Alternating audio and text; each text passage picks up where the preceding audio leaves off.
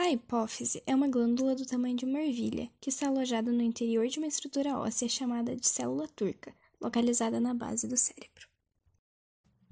Ficando logo abaixo do hipotálamo, a hipófise se mostra como uma glândula mestra, uma vez que tem como principal função produzir e secretar hormônios que irão regular várias funções e processos vitais, como o metabolismo, o crescimento, a maturação sexual, a reprodução, a pressão arterial e vários outros processos e funções do corpo. Por volta da terceira semana, o divertículo hipofisário fica adjacente ao assoalho do diencéfalo, e na quinta semana ele se alonga e estreita ao entrar em contato com o infundíbulo. Durante essa semana, depois de estar próximo ao divertículo neurohipofisário, a conexão existente entre ele e o estomedeu é degenerada e as células desse divertículo se proliferam para originar a adenohipófise. A chamada glândula mestra controla a função da maioria das outras glândulas endócrinas. A hipófise em si é controlada pelo hipotálamo, localizado acima dela. Ela consegue determinar quanto estímulo a glândula-alvo necessita por meio de níveis hormonais. Já o hipotálamo controla o lobo anterior pela liberação de hormônios através dos vasos sanguíneos de ligação e o lobo posterior pelos impulsos nervosos. Seus hormônios não são produzidos de forma contínua. No gato, no cão e no equino, a parte intermédia se prolonga ao redor da neurohipófise, diferente do suíno e do bovino. A parte distal da hipófise se separa da parte intermédia por meio da cavidade da hipófise, um vestígio de desenvolvimento que não está presente no equino. O nanismo hipofisário é causado por deficiência de GH que resulta em nanismo proporcional. Esta patologia é caracterizada por uma hipofunção da hipófise hereditária, comumente observada em cães pastores alemães. O nanismo hipofisário pode ser apenas devido à deficiência do GH ou devido a uma combinação de deficiência hormonal da hipófise. A síndrome de Cushing é uma doença bastante comum entre os animais de estimação, especialmente em cães idosos, mas pode aparecer também em gatos e cavalos. Na síndrome de Cushing, a glândula hipófise produz e libera um hormônio chamado ACTH. Este, por sua vez, estimula as glândulas adrenais a produzir outros hormônios, chamados de glicocorticoides, como o cortisol. Diabetes insípido é uma doença considerada rara em pequenos animais, ocasionada por uma alteração no metabolismo, secreção deficiente do hormônio antidiurético, o ADH, ou pela incapacidade dos túbulos renais em responder a este hormônio.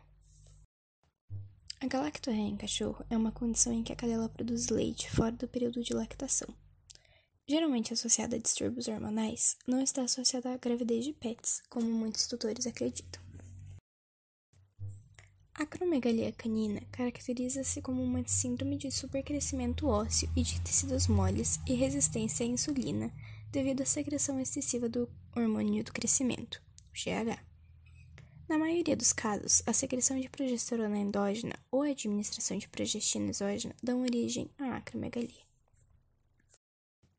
A infertilidade canina pode ser causada por trauma, por algum fator genético, por problema hormonal ou até pela presença de um tumor. É importante ressaltar que tanto as fêmeas quanto os machos podem ter problemas reprodutivos. O hormônio responsável é a prolactina. A hipófise é dividida em duas regiões: o lobo anterior, ou adenohipófise, que se origina a partir das células epiteliais, e o lobo posterior, ou neurohipófise, que é formado de células nervosas.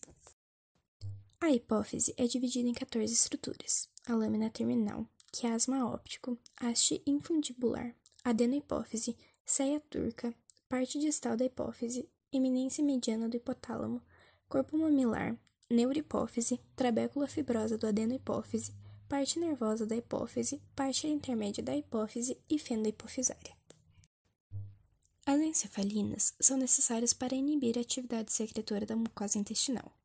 A inibição da encefalinase é periférica, não interferindo com a encefalinase no sistema nervoso central. A absorção gastrointestinal é rápida. A endorfina é um dos hormônios que leva ao alívio das tensões musculares, promove o controle da dor e é responsável por fazer com que a experiência da atividade física se torne mais prazerosa.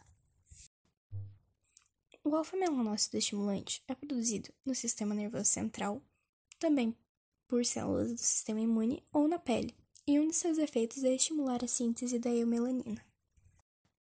O hormônio adrenocorticotrófico também é denominado corticotrofina, que estimula as glândulas adrenais a produzirem cortisol e outros hormônios. O hormônio do crescimento, a somatropina GH, regula o crescimento e o desenvolvimento físico e tem efeitos importantes sobre o formato do corpo ao estimular a formação de músculos e a redução de tecido adiposo. A prolactina estimula as glândulas mamárias a produzirem leite. O hormônio estimulante da tireoide, TSH, estimula a tireoide a produzir os hormônios T3, triodotironina e T4, tiroxina, que regula a função de órgãos importantes como o coração, o cérebro, fígados e os rins. Dessa forma, garante o equilíbrio do organismo. O hormônio liberador de corticotrofina, CRH, é um hormônio produzido no hipotálamo, uma pequena área localizada no cérebro. A principal função do hormônio CRH é controlar a liberação de outro hormônio, o hormônio adrenocorticotrófico, ACTH, produzido pela glândula pituitária.